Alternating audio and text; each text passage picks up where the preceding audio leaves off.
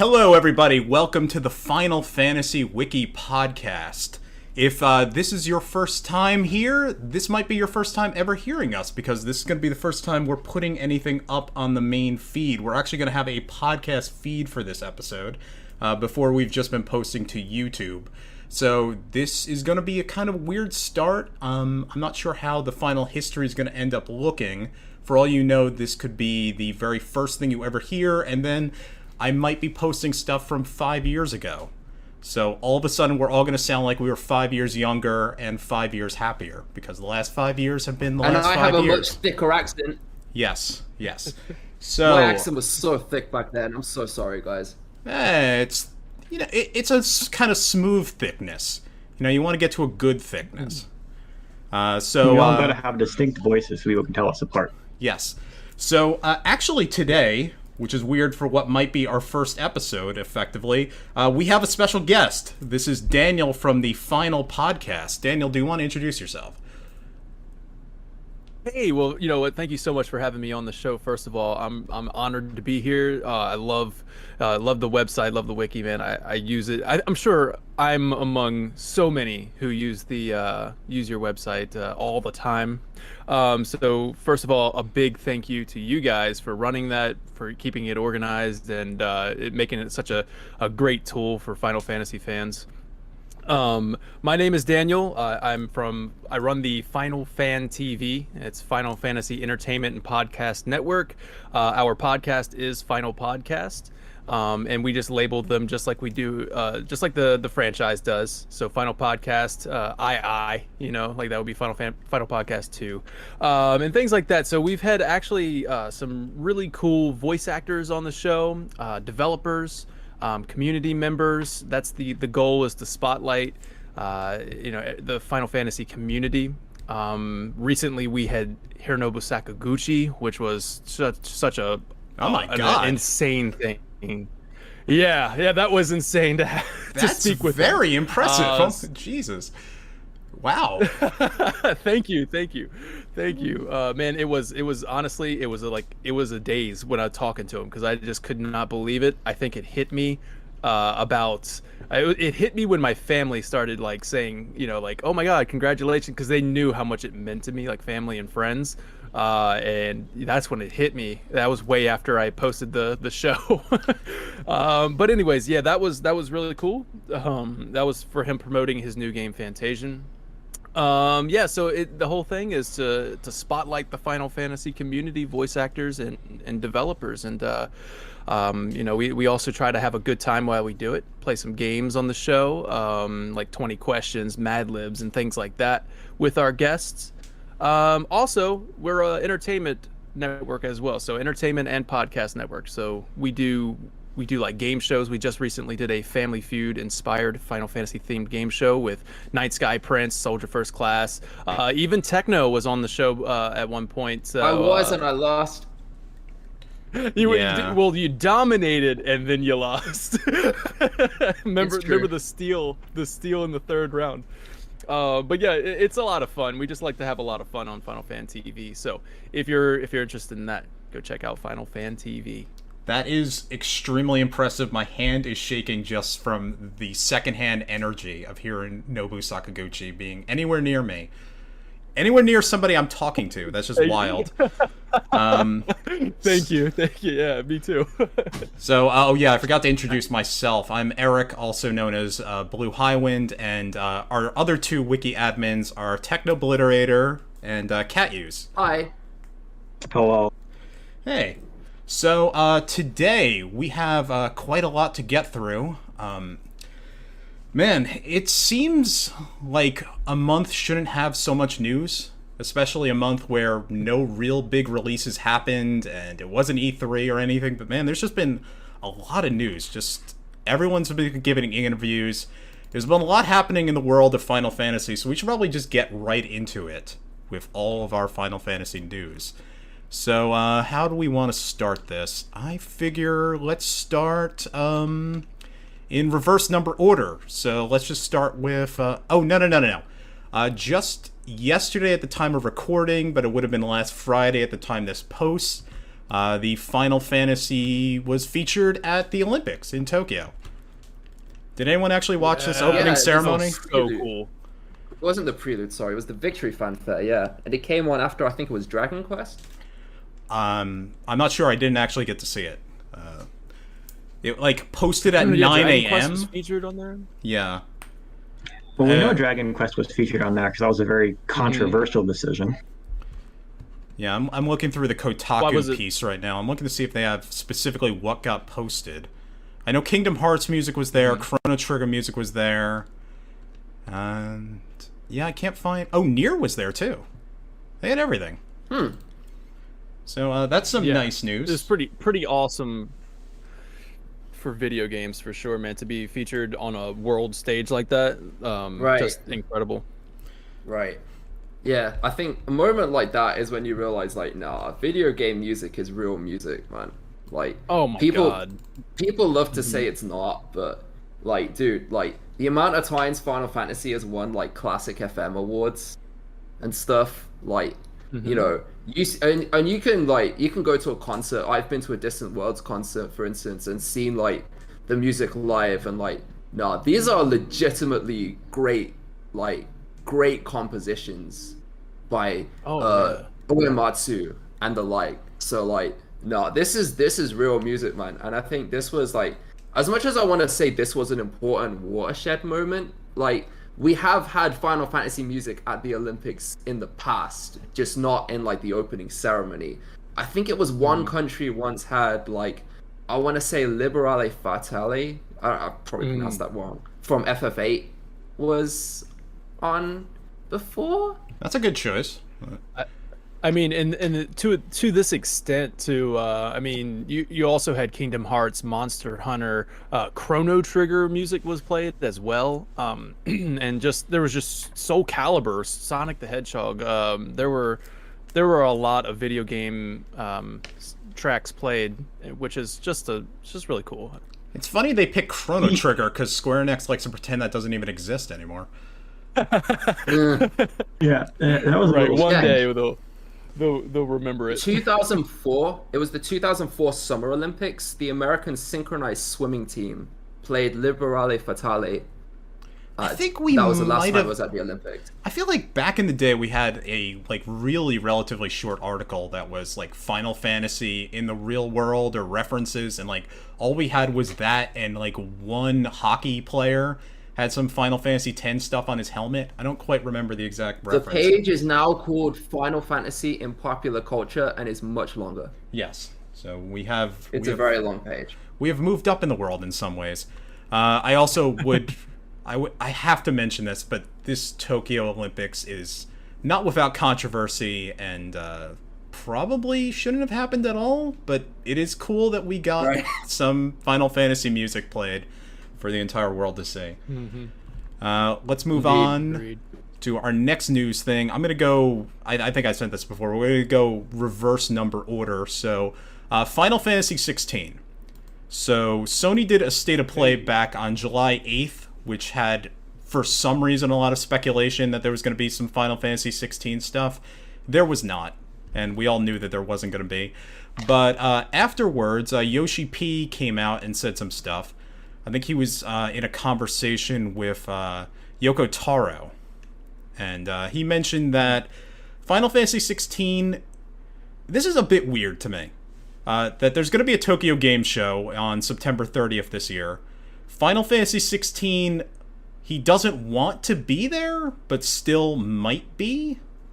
He was a very... It's a weird... I've never really heard a developer talk like this before, of like, yeah, I don't really want to show the trailer, but other people do, so I don't know if there's going to be a trailer or not. But he did say that there is some, solid development steps. The script's done. All the voice acting's done. But apparently it's still not playable. Yes. Hey, Blue Highwind, let me tell you why I'm really excited about this news, okay? Because when I saw this article come out, he was talking about Final Fantasy 16 and how it's just not, he's not going to show something when it's not going to come out right after. So what gets me really excited is this is telling me that Final Fantasy 16 is going to be a almost a shadow drop. So what he's going to do is basically show the trailer, release the game maybe 2 weeks, a month later. Get hype, go buy it. So the fact that it was even being considered for the Tokyo Game Show kind of has me just really, really excited. I personally think that this is going to be an early 2022 release. So I'm thinking like either January to March. They like to release their Final Fantasy games in that area. And yeah, man, I'm just really excited about this. Also, second thing that from my experience of talking to voice actors and people on the inside through the podcast. So every time I talk to a voice actor, let's say I did an interview with the Intermission cast, and they will say something like, I say, "Oh, when did you go into the studio to record your lines?" And typically it's about 6 months before the release. So the fact that English release or English voice acting is almost done, which English, you guys know that. I mean, that's usually like the last thing they're doing, right? So makes me think, okay, so 6 months later, which is around that January March time frame, I think we're going to see Final Fantasy 16, and I think if I had to make a bet, I bet it would be at the Game Awards this year. The trailer. I think that's about December, that's right? That's a great way of looking at it. Yeah. So yeah, that's when the TGAs are. They're around December time. Yeah, I think that's a great way of looking at it because when I saw the news, I had much the same. Pretty bad for me. Yeah, when I saw the news, I felt like much the same way as Blue did. I was kind of confused by it, confused by the announcement, I guess.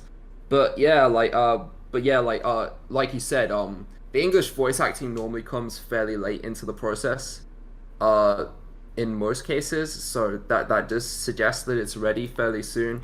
The only thing I'd say with regard to like the early 2022 release is like 2022 is also the 25th anniversary of Final Fantasy VII. So it suggests to me if they were going to save that slot for a big release, it would be another 7 remake part. But then again, I don't think we're going to get another 7 remake part this early. So I think 2022 is a good estimate for 16's release. Somebody cut out an end. So we have Endwalker coming up in like November. So they have like a few months window where they don't want to compete with themselves, and then after that, I think FF16 makes sense. Some more evidence for this, why we're cutting it from Tokyo Game Show. Yoshi P said, and I quote, "We want to reveal something where people will say, 'I want to play it now, release it now,' and we can reply, 'Sure, here you go.'" Yeah, right. I would probably bet, I still feel like late 2022 is probably a safer bet, because it just feels like if you're not willing to release a trailer, that's a sign that maybe something is a bit strange in the production, because right now you have to throw COVID in there. This is just not going to be a normal production. And, maybe at some point they were like, hey, we got time to do voice acting, because, all these things are getting staggered. These are happening at different times. And you're thinking, all right, we can get our voice acting division done now. Our programming division will be done at this point. So maybe that stuff was done, and the general actual making of the game will be slowed down a bit. It's really impossible to know. Jason Schreier last year was very, very confident this game would come out in 2021. But Jason Schreier's also been calling a lot of shots that I feel like I've been missing lately. So he's good after the fact, not really good predicting so much. But, yeah. Right. I can't wait to see more, though. Yeah. I think with regards to a 16 trailer, the thing is, like, they have to, because if you remember, like, the first trailer they released, they kind of said, like, well, the reason why the graphics aren't maybe what you'd expect them to be is just because, like, we don't want to, like, over-promise with regards to graphics and then under-deliver.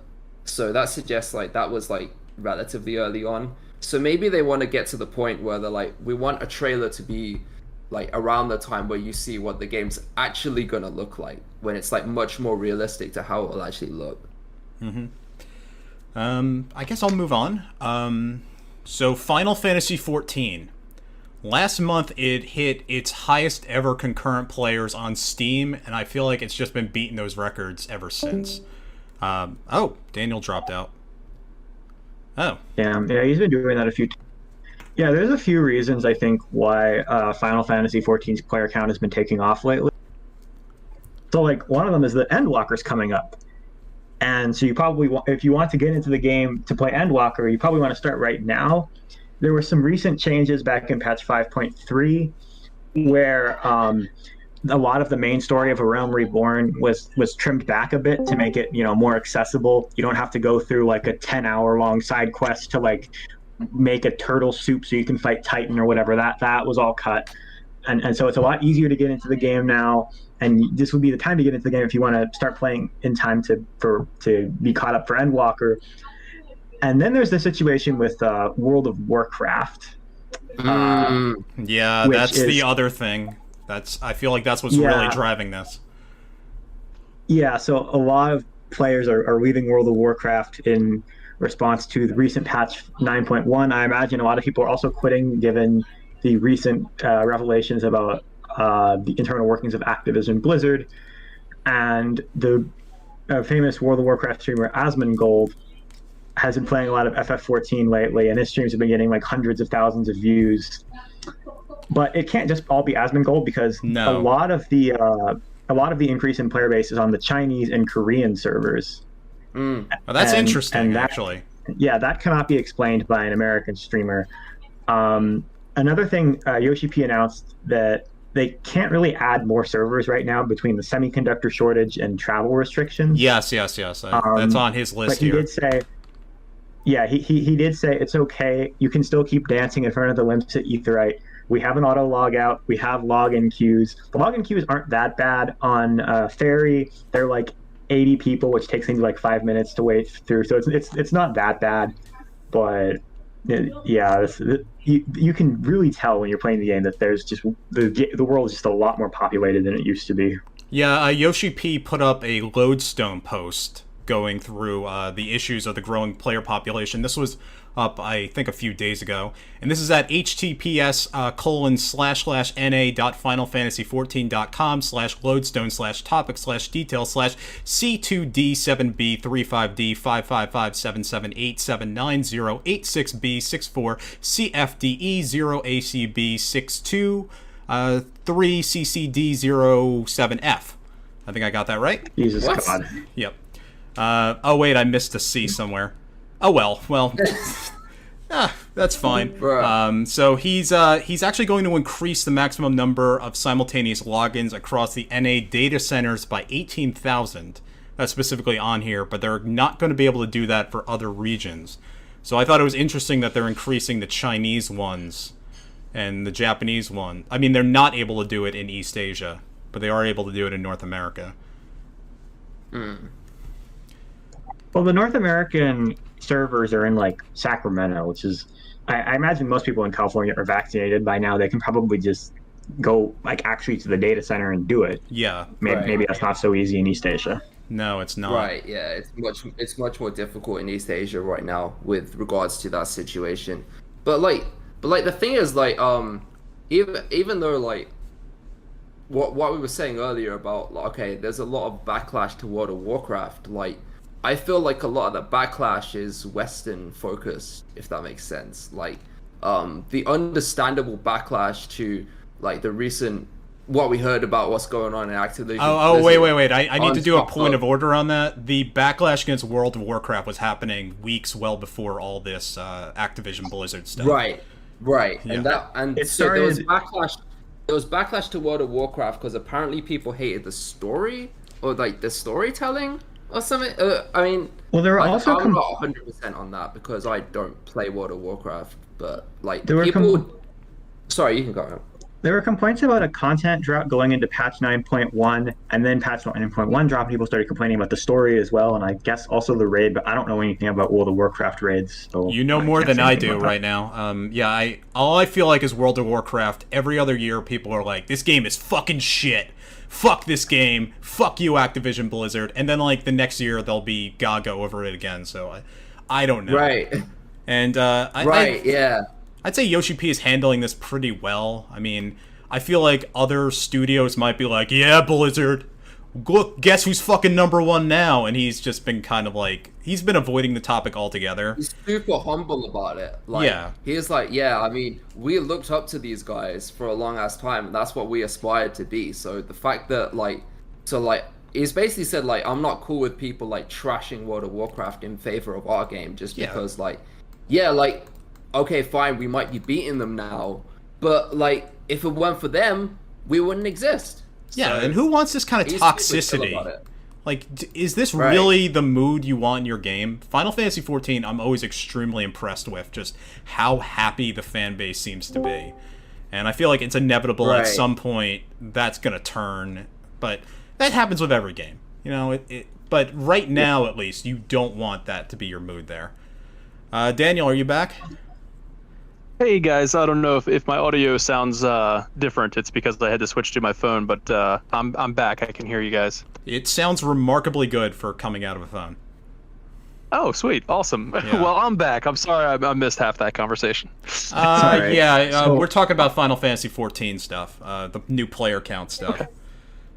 So on the topic of toxicity, there have been some like FF14 players on Twitter who have been like trying to organize like harassment campaigns to drive away the new World of Warcraft players. Oh, but I think this is a very obnoxious vocal minority. Yeah. Right.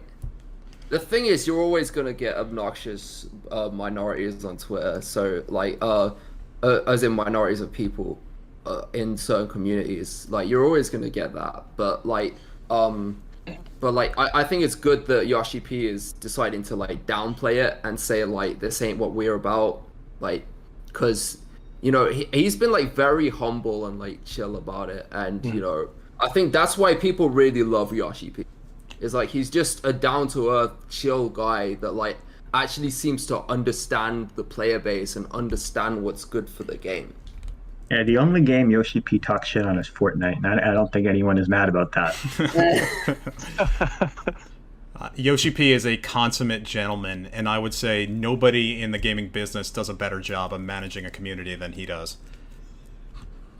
Honestly, you can see his like his passion for Final Fantasy. Like it shines through in his interviews, and even like stage presentation. I'm gonna be honest with you guys. Like I haven't really been big into the Final Fantasy 14, but I absolutely just love Yoshi P and like the way he presents things, the way he communicates to the fan base. It's just all around. It's just really good. He's the mouthpiece for Final Fantasy at this point.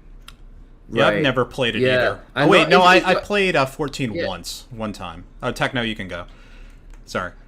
Yeah, I was gonna say like it doesn't just shine through his presentations and interviews and etc. It also shines through in his game, because if you look at 14, is filled with like references to all the previous games. Like it's probably got more references in 14 than like FF9 did to the games that came before that.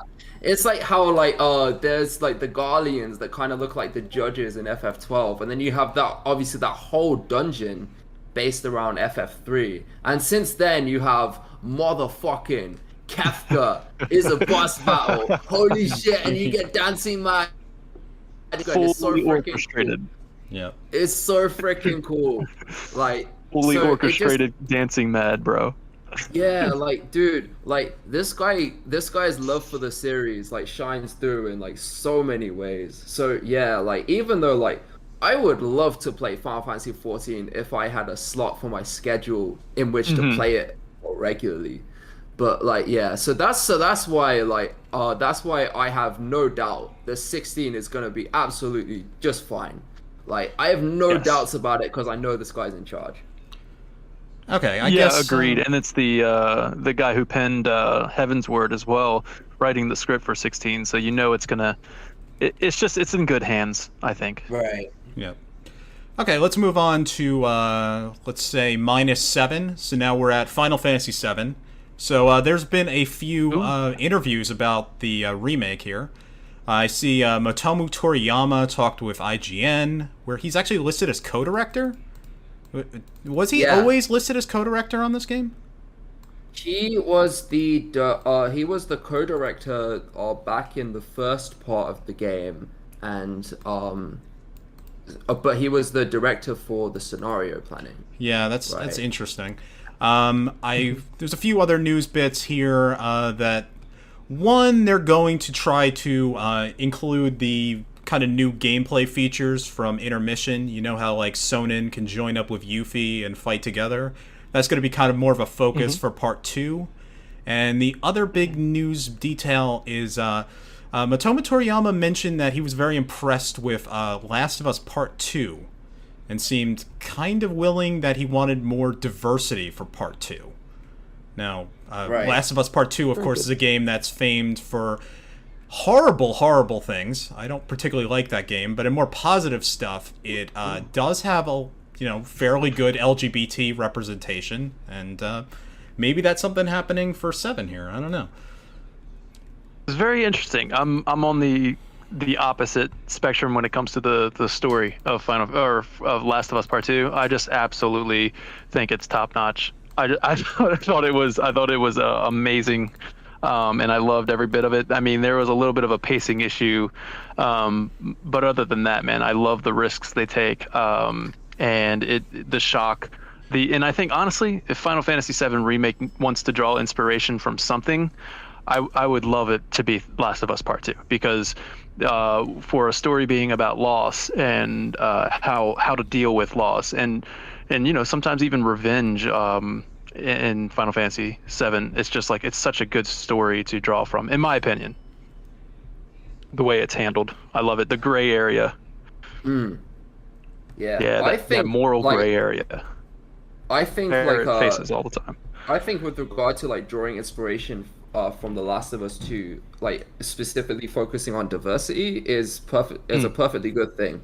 Like because like when you think about it, Square are in like a little bit of a difficult spot compared to Western developers, just because like Japan is such a homogenous country, and if you think about like the Square Enix studio is still like is going to be so much less diverse than like a lot of Western studios. Like they actually like mentioned this, like I think with regards to when they were redesigning Tifa's outfit, for instance, they said like, when we made her outfit back in the original game, we had barely any women on the staff, so there were barely any people saying like, yo, like if someone's gonna perform martial arts and be like doing all these like stuff, like and they're wearing an outfit like that, then that's not going to be comfortable, because it's going to be like, because you can't really perform stunts in that thing. But that's why they did the slight redesign where they gave her like a sports bra, and then where they gave her a sports bra, and now it actually freaking works, right? And so that's just an example of like how bringing more women on the team is like provides an important extra perspective. So like and Western developers, like because in places like California and etc., like there are a lot more like there's a lot more diversity. It's still not as much as we'd maybe want there to be, but there's a lot more diversity, so they have more perspectives that they can bring on. So I'm glad that they're drawing inspiration from The Last of Us 2, but I think Square is going to have like a bit of a hurdle when it comes to portraying more diversity in their games. Because if you think about it, there's never actually been a black woman main character, for instance. Like, no. Okay, fine. That's why I was kind of excited for Forsaken. I was hoping that would be I was kind of hoping it would be Final Fantasy 17, which was just kind of a pipe dream. But like, I was like, that would be really cool. But yeah. Oh, you mean Forspoken? Forspoken. Is that what I said? Or did I say you said Forsaken, yeah. Forspoken, whatever it is. This is that other game the Final Fantasy 15 team is making, which we haven't heard much about either. I figure that's got to pop up again at some point. If you guys remember my commentary on the previous podcast, like I was very much like I'm kind of bored of all the main characters all being white men ever since. Well, 15, we already we went through this whole thing about the racial. Okay. We don't need to go through that one again. I'm bored of them all being like anime protagonists. Yeah, that's a better way of putting it. Yeah, racially they are anime. Like, that's what they are. That's their race is anime. Right, I'm bored of them all being like the same kind of stereotype, and I'd like to see a bit more because like my favorite two characters from 7 Remake were Tifa and Aerith, and you know, so they've clearly proven that they can handle other kinds of characters really well. So you know, I'd love to see more of that. Basically. I'd like to rewind a bit on the diversity of the teams behind this, just because I don't know if there's any major female voice in the new remake team at all, because it just feels like it's always the same guys. Like it's Motomo Toriyama, it's Katase, it's Nomura. Yeah, and wasn't was when they made the original, but still like not a huge amount, if that makes sense. And wasn't Tifa's redesign done by Roberto Ferrari?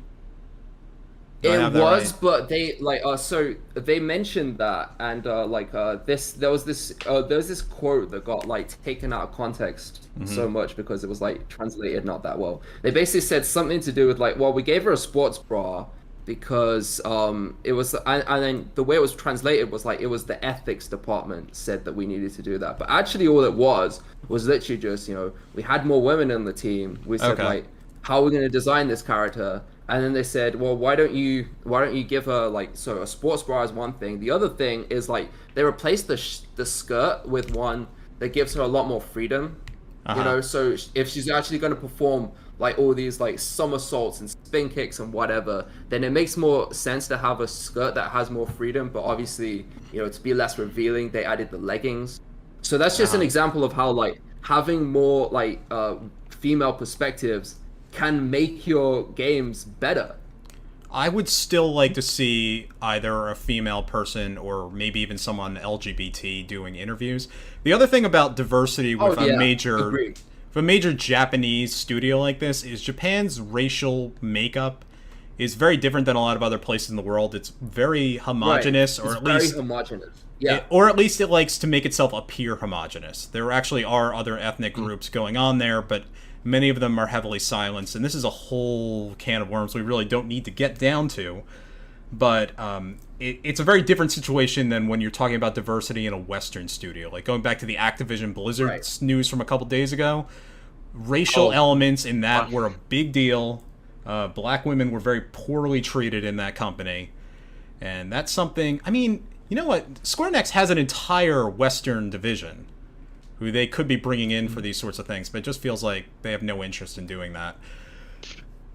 Yeah, if you look at Final Fantasy VII, and like I know like Final Fantasy in general is all about diversity, coming together, stronger together type thing. Like that's a common theme throughout all of Final Fantasy.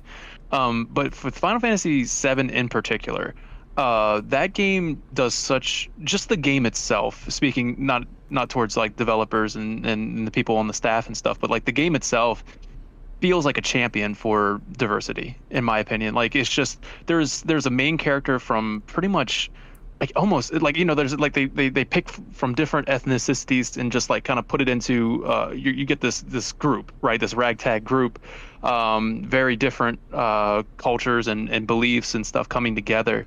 And for me, that's what makes Final Fantasy VII so great, is just that diversity coming together. In Final Fantasy VII Remake, the staff may not be, you know, they definitely need more diversity on like interviews and really championing this game, but the game itself is doing a really good job, in my opinion, with especially Final Fantasy VII Remake. The way they handled Wall Market, the way they're you know, Barrett is one of the best characters in the game. Like they fully fleshed out Barrett a lot better.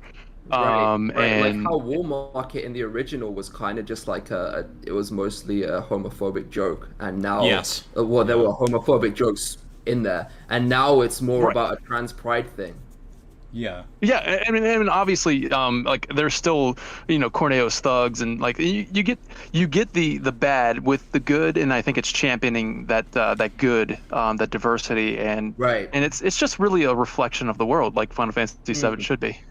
Yeah, I think like two things I want to respond there. First of all, like just to add to that, like with regards to different ethnic groups being there, yeah. So for instance, like we can say Cloud is white, you know, he comes from a fairly white town.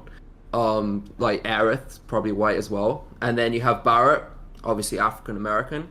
Yuffie, Asian, Japanese, for instance, and then I'm not sure about Vincent actually, but I know Red 13. Obviously, he's he's an alien, but he is he's from a Native American tribe. Native American, yeah. Yeah, and Yeah, oh my kinda. god, Cosmo Canyon has always been my favorite location. I hope they I can't wait. I hope they redo that. I don't really need any kind of weird native fetishization going on there.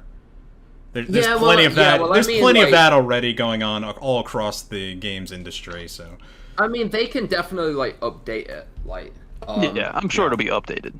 Yeah, it should be more to be more like you said, like the wall market, the way they did that, like more prideful and exactly. more respectful. Yeah, of the exactly. culture. So the first thing I'm gonna say is me like, and there was actually an interesting discussion we had internally on the wiki where people weren't sure about Tifa's ethnicity, because there's a bit of a debate there. Like, on the one hand, like, isn't she more appealing to like the Asian audience, and then Aerith was supposed to be more appealing to American audience? Yeah, that's absolutely right. So like they've said, like, when they were considering the characters' designs, they went like, Aerith has a more Western beauty standards and Tifa follows more Asian beauty standards, which is interesting because Tifa's more popular in the West and Aerith is more popular in the East. So it's interesting how they did that. But but yeah, like there was a bit of a debate with regards to that, because like there's evidence of Tifa being like a more Asian based on firstly what they said there, and with her following more Asian beauty standards, and with the fact that like when they model her for Advent Children, they based on her Japanese actress, but also the fact that like all the outfits she wears, aside from the default purple dress, the other two outfits she wears are very clearly like Japanese, Asian inspired dresses. One's a Chinese inspired one, and it's more like the monks from the rest of the series, and one's a Japanese inspired one. And we actually looked into the files of the game, and it's called the Wutai dress, the Japanese inspired one. Yeah, so on the one hand there's that, on the other hand, like, okay, well, Nibelheim is clearly white and her dad is clearly white. I feel like we should really just be not doing that at all on the wiki. We should not even like try to step. Well, that's what we shouldn't even put our feet decided. in these waters. It's just this is a conversation I'm getting like increasingly uncomfortable. And that's exactly what we decided, was to like make no mention of it. But like there were definitely people trying to say, oh, is she this? Is she this? Is she mixed race? It just feels like a really shitty place where it's coming from. This whole deal of like, what category does she need to be in? It feels very objectifying in a not cool way. No, I completely agree with you, but like it's an perhaps example. we should move on. Yes, we should. Yeah, let's move on from this sure. one. There was the other thing about the gameplay stuff. I guess we don't have much to say about it. Speaking of things we probably don't have much to say about, the Final Fantasy VII, the First Soldier. That's the kind of Fortnite like battlegrounds deal. The first beta came back. That happened back early June. It was right around when E3 happened, so none of us got to play it, and we didn't pay attention at all. There is some reception to that. Oh, did you get to play it? Mm-hmm.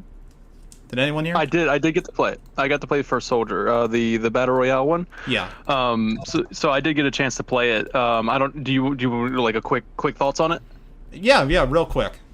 I don't care. Yeah, quick thoughts on it. I came away impressed, more impressed than I was going to be. I kind of went in with low expectations, excitement, but low expectations, and I walked away impressed. It was a beta, so they didn't have full controller support, but there was, you were able to play with a controller. It just didn't have any customization on like stick sensitivity or anything like that, so it was almost unplayable with controller. But oh dear, once they put it, it was beta, so I imagine that they're going to get that taken care of. But once you're able to play with a controller, it's going to be a lot of fun as far as like the game mechanics kind of go. I don't know if you've ever played Spellbreak. It kind of has a Spellbreak feel to it, where you upgrade your magic as you go. You fight enemies. I don't even know what that is.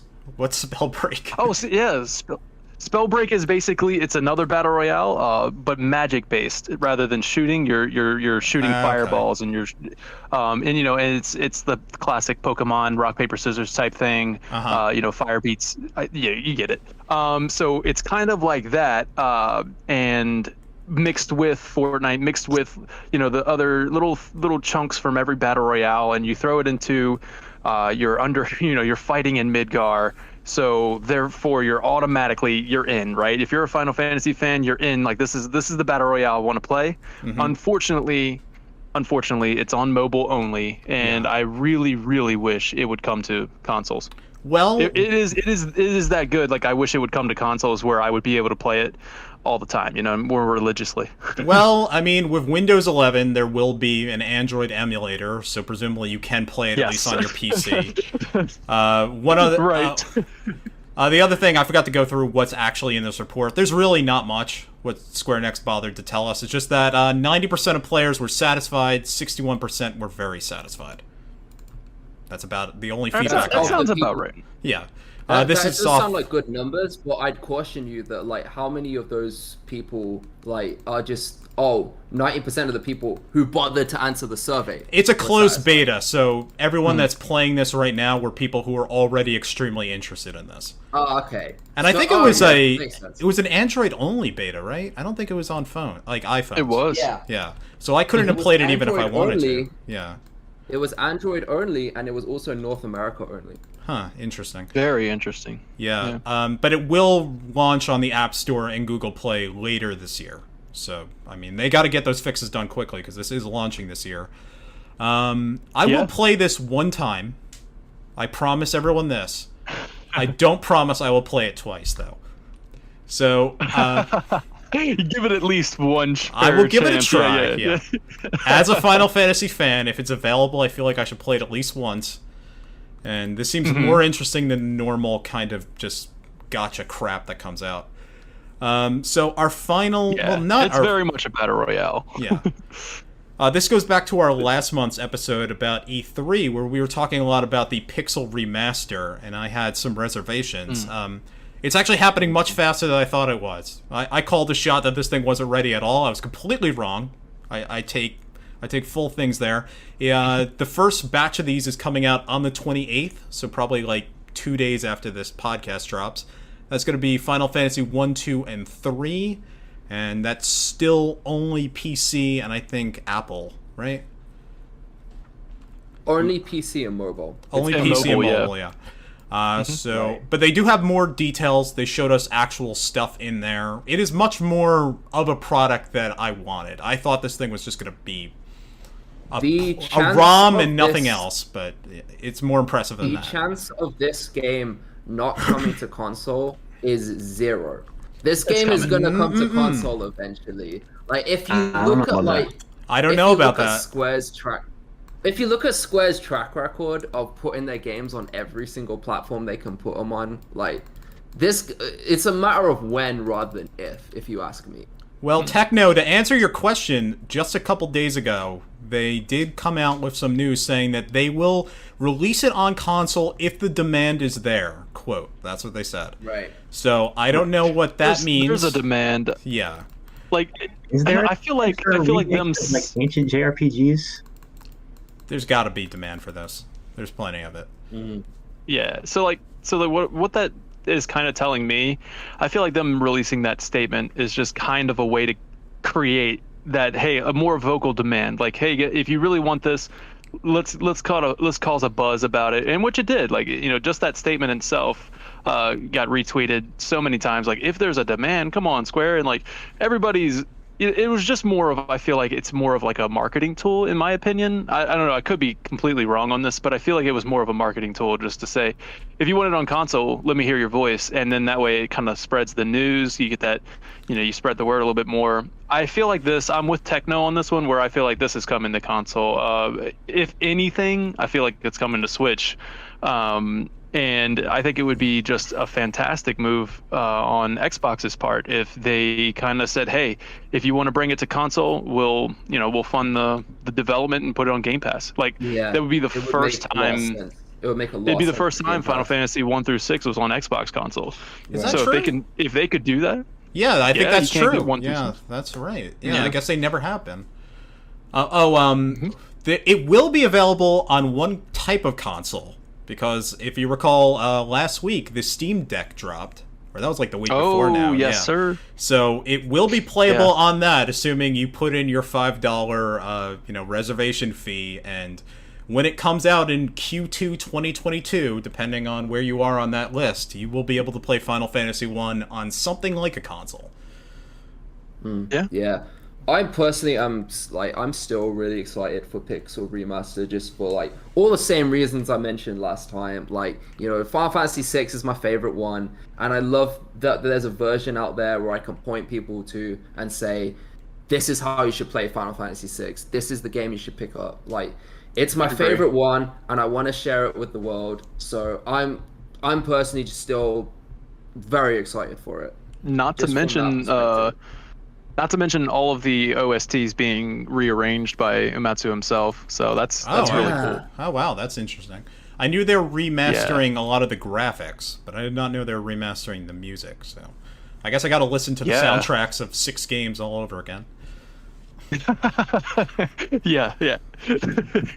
Yeah, I'm excited for that also, I've never personally cared much for the NES games, just because I've got nothing against the games. They're just a little bit too dated for me to play them these days. But if I was gonna play them, I'd play it through this now. I would much rather play 3, like the 2D version of it, than I would the 3D version, which was stupidly hard. There's got to be quick saves in these, right? Of some kind. You would I'm think, pretty right? sure there will be. You could really, really badly use a quick save in Final Fantasy III's Final Dungeon. That's some place I would really like to be able to save my game halfway up that tower. Yeah, I haven't run into that kind of situation in a long time. And, just a quick story with Final Fantasy VII Remake Intergrade during the intermission.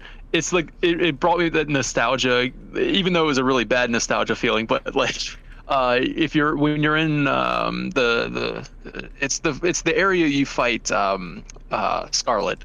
But they're sending a bunch of enemies at you. There is a way that you can completely screw yourself over because if you restart the battle, it starts right at the beginning of that, and you cannot go into the menus. So you're completely screwed because you can't go into the menus to choose a different chapter selection. You can't go into the menus to upgrade or change your weapons out. Is this the part where you're on the train thing? So, is this the part where you're on that train thing and fighting those waves of enemies and they get really tough?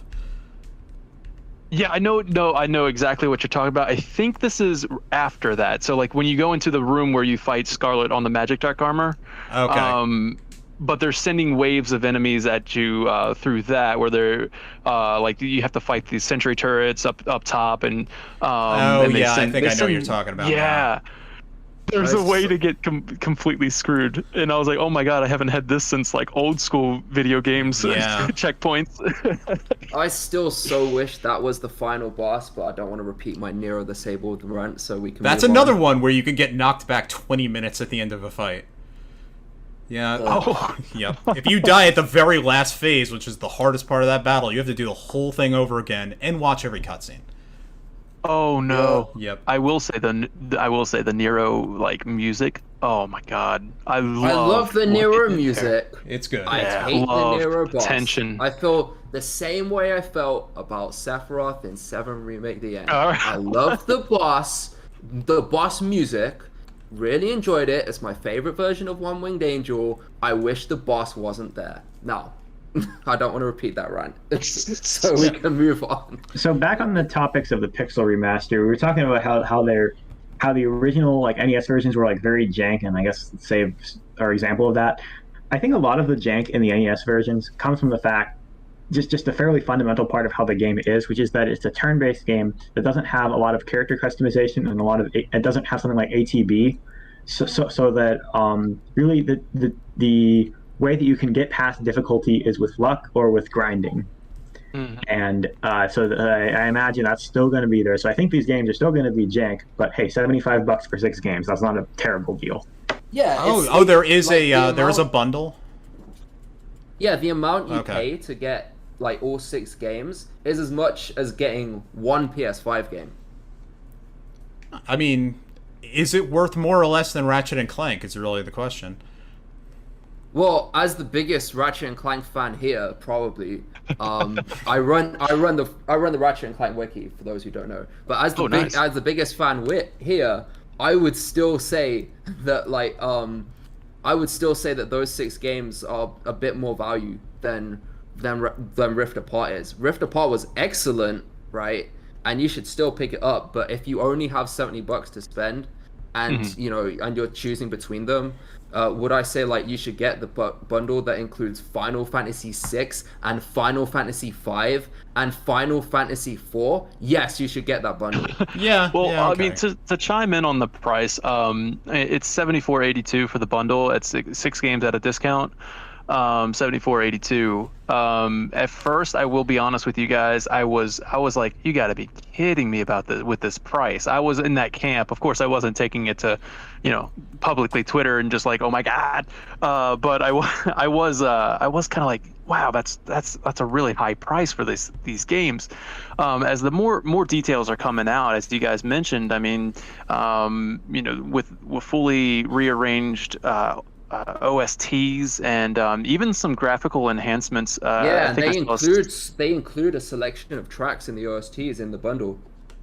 Yeah, and I think I saw a screenshot of Final Fantasy VI when you're the Cliffs of Narsh, and you can look down and you actually see the city now, right? Which that's a completely new art. Like, yeah, I don't know if it's even the Android version didn't have that. There's some 3D art I saw in this too, where there's like 3D polygons thrown in there. Yeah, so it seems like they've really kind of gone through and just touched over it. Now, $75 is, I still feel, in my opinion, still feel it's a little pricey, but with all of that being considered, man, that is really, it's really good. It's just $75 for games that came out, 30 years. 30 plus years ago. I certainly understand that. I certainly understand that critique. It's just if I were advising people, I would say like, if you have $70 to spend and you can either spend it on Ratchet and Clank or you can spend it on this, I would say you should spend it on this. Like I totally understand that critique. Okay. Like that's why when Phil Spencer is listening to this podcast, I feel like Phil Spencer should go ahead and put that on Game Pass. What a value. Okay, let's move on to our final subject because I do have a hard out in about 15 minutes now. This is on, was it the 19th? I think it was the 19th officially. Final Fantasy X was 20 years old, which is just insane to me. It makes me really just feel awful because I remember when that game first came out and I was not a tiny little kid then. I have distinct memories of seeing trailers for that, and it is ridiculous that a game that feels that relatively new to me still is 20 damn years old. The other big thing is that there was a interview that came out. I think this was Toriyama again and darn it, Nomura. That's it. Thank you. That he was talking about Final Fantasy X-3. Which they mentioned that there is a synopsis that Nojima made. Currently it's on ice. Possibilities not zero, says Toriyama. First I want to make Final Fantasy VII Remake, etc., etc. So they're kicking this down the can 10 years, assuming any of these people are still working. So I'd say there's a very low percentage of this thing actually happening. But they do want to make a Final Fantasy X-3. That's somewhere on their list. And it didn't sound like they're kicking out that 2.5 plan either. That's not non-canon, which is, I would make that non-canon if I were them. You're talking about... you're talking about that book, right? Gets his head blown off by a blitzball or something stupid. Yeah, so let me... So 10-2.5, Ayan no Daisho. It's a novel that's split into 3 parts, the girl side, the boy side, and the boy and girl side. So spoilers for Final Fantasy X-2. In the perfect ending, Tidus comes back to life because a wizard did it. Yeah. And we believed hard enough, and then Tidus returned to life. And so in the boy side, society's falling apart because of like Yevon's fall, and so we learned the backstory, when Xanarkand invaded Besaid, they made a bunch of bombs that looked like blitzballs to trick the summoners into playing blitzball and all killing each other. And then in the girl side, Tidus kicks a blitzball and dies. What? Yep. That's what I Am No Daisho is about. That is what that is. Yep. If Final Fantasy X-3 continues this canon, I can't say I have a very positive outlook for it. Yeah. Here's the thing, right? Kazujige Nojima is the most inconsistent writer I've ever seen. And the reason I say that is not that, like, consistent. No, I mean, his law's fine. It's mostly just the fact that he can go from putting out, like, I thought the dialogue, for instance, Final Fantasy VII Remake was extremely good. I thought it was so good from the way that, like, they were able to convey so many emotions but still be subtle. It's the fact that, like, there are so many lines in that where you can read the lines, like, 5 different ways. Well, you're also hearing the English translation of those lines, just to clarify. That's true. That's true as well. So it is filtered by one step. Yeah. It's the fact that, like, it goes from writing that kind of dialogue to, if you read all the Final Fantasy VII novels, like, they're not awful, but they're not like that at all. They're very much like, we'll tell you exactly what XYZ is thinking, and we'll make it very, like, it's kind of like a YA novel. And then it's the fact that, like, if you look at Final Fantasy X, well, I thought Final Fantasy X had a really superb story. I loved the story of Final Fantasy X. And then 10.2.5 sounds like an awful fanfiction. So it's like, how do you go from writing this, like, near masterpiece to this piece of shit? I feel like, it just baffles me. Okay, so 10 was if I'm correct, I don't know, you guys can correct me if I'm wrong. I feel like that was Katase's idea. So 10, the whole story of 10 was kind of Katase's. But anyways, like with Final Fantasy X-3, I personally would love to see a more matured, maybe even like like a little beard on Tidus, a little like older, like how they did with Noctis at the end, a much more older and mature Tidus, and maybe even have Tidus have a kid of his own, so where he's now become the father and he has to deal with that. I feel like that would be really cool a good way to, like, kind of sum up that arc of Tidus and his father. Now he's become the father. And you get the sins of, oh wow, sins, pardon the pun, the sins of our fathers type thing, I think that would be kind of cool, an interesting thing for Final Fantasy X-3, however they decide to do that. I would love to see that. With Final Fantasy X in general being the 20th anniversary, that's just, like you said, Blue Highwind at the beginning, man, that's just, it's insane to me to think. In fact, I was playing a game night with a couple of my friends and somebody I didn't know, and we were just talking. I'm like, man, Final Fantasy X, just love that game. We were just talking about it, and this guy goes, oh no, I don't think I've ever played that one. And then my other friend says, oh, I think that was actually before your time. And I like laughed at him. I was like, oh man, before your time. Well, wait, like, how old are you? And the guy said 19, and I went, oh my god. God. Yeah, exactly. I played Final Fantasy X later than I think most people here did, because, like, I played it around 2014 when they released the HD remaster of it, and that was my first introduction to it. And, like, obviously the game was quite dated, and, like, mostly with regards to, like, I think the animations have dated specifically, and the English voice acting has dated quite a bit, because this was still back when, like, the voice actors would have to, like, some of their lines, like, Yuna will, like, deliver a line, it's, like, super rushed because she's trying to keep up with the Japanese voice actress, and, like, they still weren't quite good at that, so they were still, like, figuring things out. But, like, all that considered, and once I got past the first couple hours, which are a little slow, like, basically as soon as Auron showed up, I loved the game from that point onwards. Like, because, I mean, like, Final Fantasy X, just, like, the setting of that game is, like, I think Spirit is the best setting other than Ivalice. Like, Ivalice can't be topped, but the setting of Spirit is just so, like, it's the way it's so detailed, but still easy to understand. It's, like, it's really creative how everything works, but you can still relate it so much back to, like, our own world. Like, I think Spira is just an excellent setting, and I just think like, by the way, the gameplay is like, because I played the HD remaster version, I got the version where like the Dark Aeons were in and Penance was in, and like that grind at the end, it's a little grindy, but it's super satisfying to like have everyone to max stats and then to like wail on this massive like super boss that's like might be the hardest super boss in the series in terms of how much you have to prepare for it. Like, so I think 10 is a really, really solid entry in the series, and I think like I think like definitely you can see a lot of 10's DNA in some games that were a little less successful, like 13, but also in 7 Remake, which was, I think, much more successful in what it tried to accomplishing what it set out to achieve. Yeah, I think we should just end with everyone's kind of thoughts on Final Fantasy X to commemorate this moment. So Techno just went. I guess I'll go now. Final Fantasy X is a game I played on the PlayStation 2. My first time actually ever seeing that was old Toonami reviews. We had Stephen Blum as Tom 2.0 reviewing Final Fantasy X, and it looked amazing. Like, even back then, it was an incredible looking game, and you should hunt down that Toonami review, because they made Final Fantasy X look really, really great. They found all the best clips.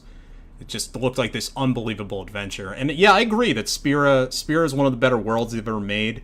They did a fantastic job kind of developing a culture and a history, which they sort of never did again. They kind of did that with Ivalice, but they never really put that much thought into any of their worlds ever again to like really imagine like, oh, well, 500 years ago, there was this one guy that created this one organization, and, you know, now that we're here, it's become corrupt as shit.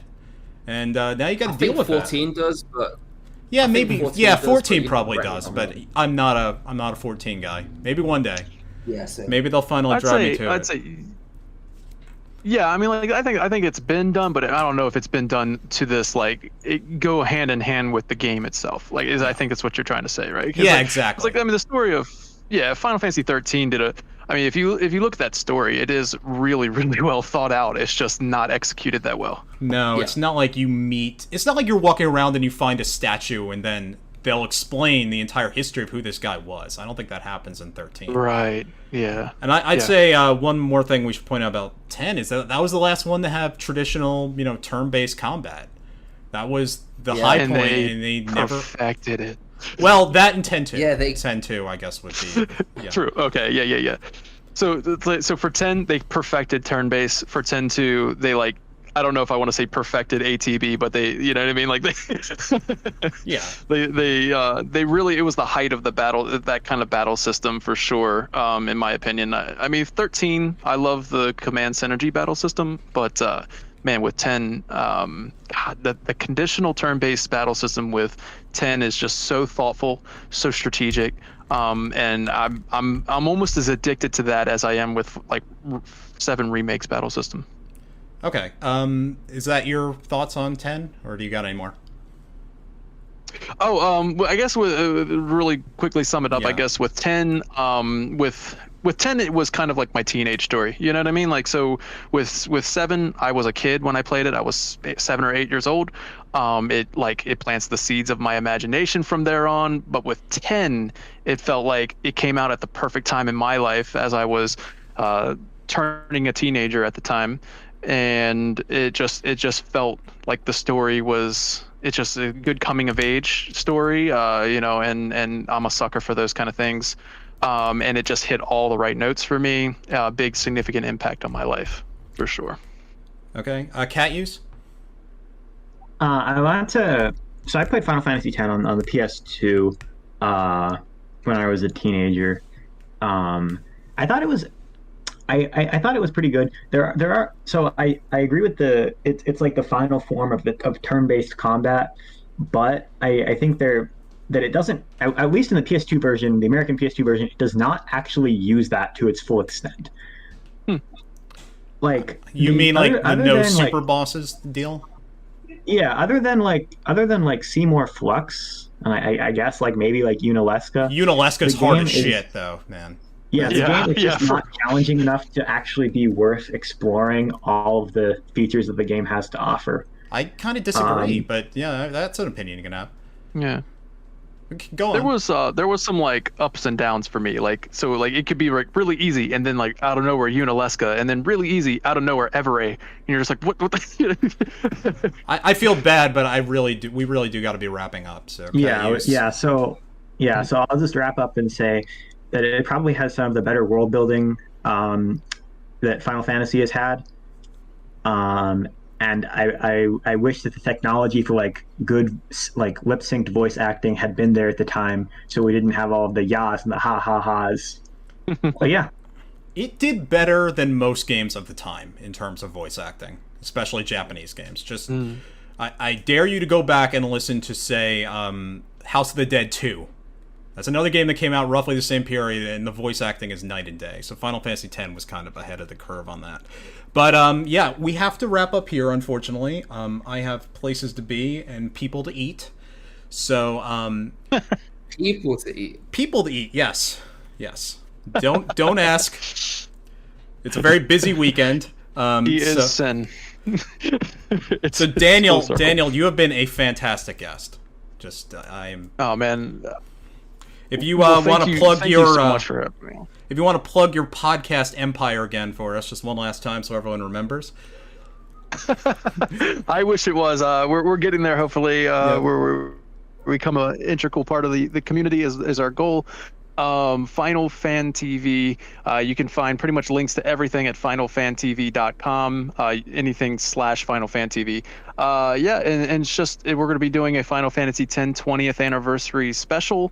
Hopefully have some surprises, some community members, a little montage of testimonials of what the game means to them, and of course us talking about it just like we were here.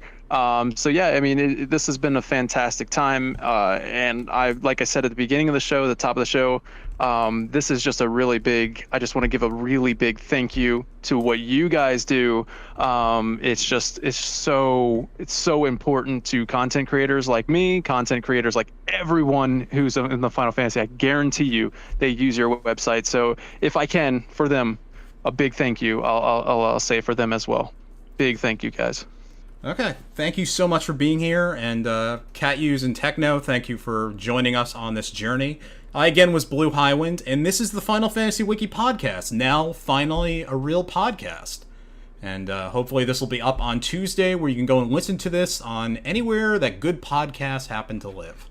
So thank you so much for joining us, and have a great day, everybody in the Final Fantasy world. Goodbye.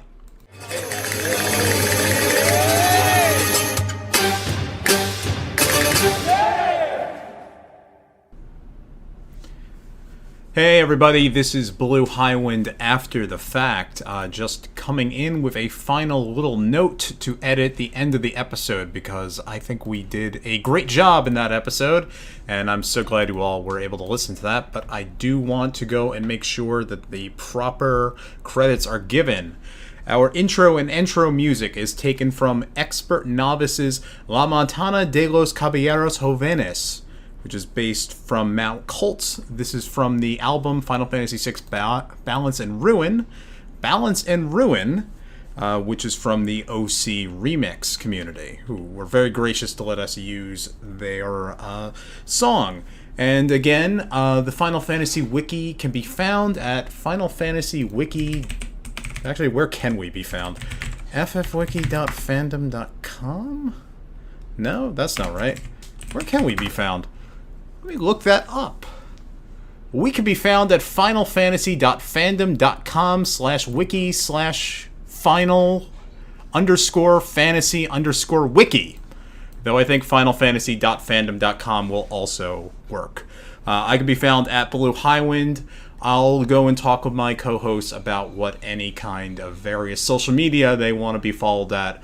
Also, I can be found at bluehighwind.blogspot.com, where I write reviews and things like that.